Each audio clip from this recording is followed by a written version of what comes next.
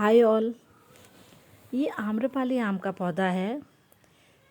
इसका जो leaf structure है इसे दूसरे मैंगो प्लांट से बिल्कुल डिफरेंट बनाता है।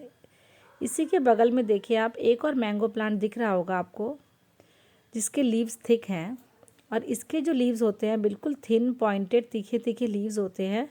तो अगर आपने एक बार देखा तो आप इजीली इसको डिफ्रेंशिएट कर पाएंगे। ये जो प्लांट है मैंने 4 साल पहले एक फ्लावर शो से लिया था। ये ग्राफ्टेड प्लांट है। जब मैंने लिया था तब इसका जो ये स्टेम है ये बिल्कुल एक अंगूठे जितना थिक था। इतना दुबला पतला था कि हवा में इधर उधर हो रहा था और 1 साल तक हमें स्टिक के सपोर्ट से इसको रखना पड़ा। तो जब भी आप लाए ग्राफ्टेड प्लांट तो देखेंगे कि ग्राफ्टेड वाली जगह पे एक पॉलीथीन लगी होती है, तो उसको उतारना बहुत ज़रूरी होता है। अदरवाइज़ प्लांट जब ग्रो होता है तो पॉलीथीन स्टेम के अंदर चली जाती है और प्लांट का ग्रोथ जो है वो डिस्टर्ब हो जाता है। अब बात करते हैं कि ग्राफ्टेड प्लांट क्यों हमें लगाना चाहिए। क्योंकि जो सीड ग्रोन प्लांट होता है, फ्रूटिंग प्लांट, उसको फ्रूटिंग पे आने में बहुत साल लग जाते हैं, कभी कभी तो 7-8 साल भी लग जाते हैं। और जो ग्राफ्टेड प्लांट होता है वो उसी साल से फ्लावरिंग और फ्रूटिंग स्टार्ट कर देता है। लेकिन जब मैंने ये प्लांट लिया था तब ये ऑलरेडी फ्लावरिंग पे था और ये इतना दुबला पतला था कि ये बिल्कुल भी फ्रूट्स अपने ऊपर ये ले नहीं पाता, स्ट्रेंथ नहीं थी इस प्लांट में। तो मैंने जितने फ्लावर्स थे सबको कट कर दिया था सीजर से। तो प्लांट को फ्रूट बेयर करने के लिए खुद को स्ट्रॉन्ग होना ज़रूरी होता है।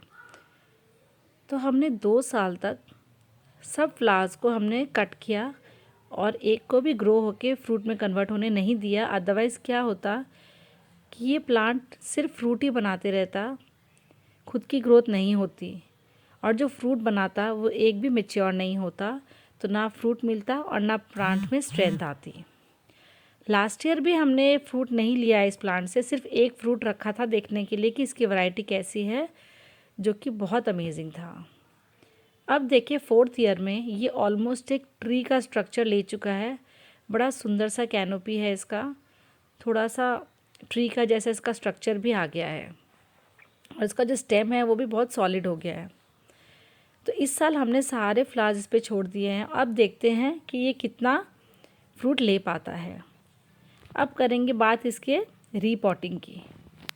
कभी भी प्लांट को लाते ही एकदम से बड़े पॉट में मत लगा दें। धीरे धीरे ग्रेजुअली जैसे जैसे ऊपर का शूट बड़ा होगा वैसे वैसे रूट भी नीचे ग्रो करेगी। तो फर्स्ट 2 साल तक तो ये प्लांट 14 इंच के पॉट में था। उसके बाद जब पूरा रूट बाउंड हो गया, रूट बाउंड मतलब जब पूरे पॉट के वॉल्स में इसके रूट पूरे भर गए, तब इसको मैंने 2 साल तक ये 16 इंच के पॉट में रखा। अब ये फिर से रूट बाउंड हो गया है, तो हम इसको 16 इंच के पॉट से निकाल के अब एक बड़े वाटर ड्रम में डालेंगे। तो जैसे जैसे प्लांट ग्रो करे आप वैसे पॉट साइज इसका चेंज करते रहें, तो इससे जो प्लांट का डेवलपमेंट होता है ऑल ओवर वो बहुत अच्छा होता है।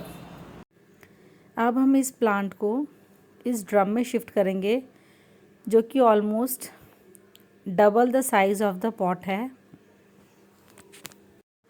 वैसे तो फ्लावरिंग के टाइम पे कभी रिपॉटिंग नहीं करनी चाहिए।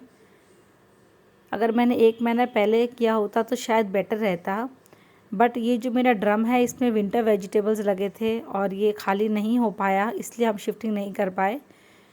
बट अभी हम इसको शिफ्ट करेंगे तो हम इसके रूट्स को डिस्टर्ब नहीं करेंगे और बहुत केयरफुली इसको शिफ्ट करेंगे ताकि फ्लावर ड्रॉपिंग ना हो। क्योंकि ये पॉट बड़ा है और काफ़ी सालों तक ये प्लांट इसमें आराम से रह सकता है, तो हम इसके बेस में काफ़ी सारा जो ऑर्गेनिक मैटर है, जो भी वेस्ट है हमारे किचन का या गार्डन का, वो सब हम इसके बेस में डाल देंगे।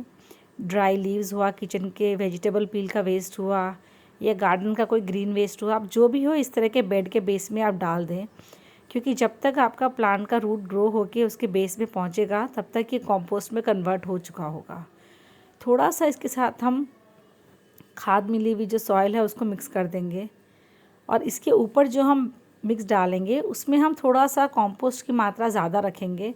अगर हम 40% गार्डन सॉइल लेंगे तो हम 60% कंपोस्ट लेंगे, क्योंकि अभी इसको फर्टिलाइज़र की ज़रूरत है। फ्रूटिंग में अच्छा डेवलपमेंट होने के लिए इसको फर्टिलाइज़र चाहिए, तो हम थोड़ा कंपोस्ट की मात्रा सॉइल से ज़्यादा रखेंगे। अब हम इसके रूट्स को बिल्कुल भी टच नहीं करेंगे और बहुत केयरफुली इस प्लांट को इसमें बैठा देंगे, तो इसमें फ्लावर ड्रॉपिंग वगैरह नहीं होगी। अब ये प्लांट नेक्स्ट ईयर तक और भी ज़्यादा बुशी और भी ज़्यादा बड़ा हो जाएगा, क्योंकि इसको बहुत स्पेस मिल गई है। फर्टिलाइज़र अब हमको नहीं देना क्योंकि हमने अच्छे से दे दिया है। सिर्फ इसमें अब हम 15-20 दिन में एक बार नीम ऑयल का स्प्रे कर देंगे, ताकि पेस्ट वगैरह लग के ये फ्रूटिंग ख़राब ना हो जाए इसकी। हम कोशिश किया कि पूरी जो प्लांट की मेरी जर्नी है वो आपके साथ शेयर कर पाए। और भी कोई क्वेरी हो तो आप कमेंट सेक्शन में पूछ सकते हैं। अगर आपको मेरा चैनल अच्छा लगा हो तो प्लीज़ मेरे चैनल को लाइक, शेयर और सब्सक्राइब करें। हैप्पी खेती, बाय।